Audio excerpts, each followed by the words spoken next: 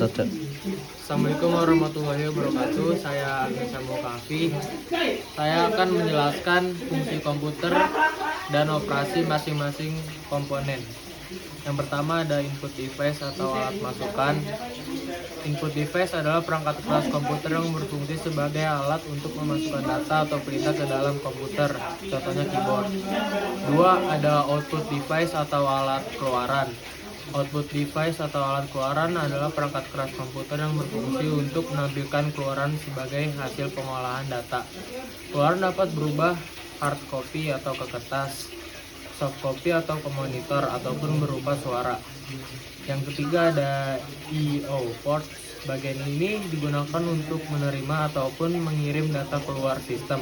Peralatan input dan output di atas terhubung melalui port ini. Yang keempat ada CPU atau Central Processing Unit. CPU merupakan otak sistem komputer dan memiliki dua bagian fungsi operasional, yaitu ALU atau Arithmetical Logical Unit sebagai pusat pengolah data, dan CU atau Control Unit sebagai pengontrol kerja komputer. Yang kelima ada memori. Memori terbagi menjadi dua bagian, yaitu memori internal dan memori eksternal.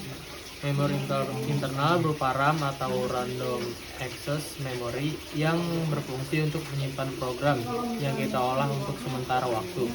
Dan ROM atau Read Only Memory, yaitu memori yang hanya bisa dibaca untuk berguna sebagai penyedia informasi pada saat komputer pertama kali dinyalakan.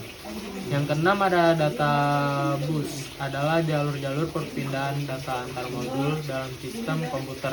Karena pada suatu saat tertentu masing-masing saluran hanya dapat membawa satu bit data, maka jumlah saluran menentukan jumlah bit yang dapat ditransfer pada suatu saat. Lebar data bus ini menentukan kinerja sistem secara keseluruhan. Sifatnya bidireksional, artinya CPU dapat membaca dan menerima data melalui data bus ini.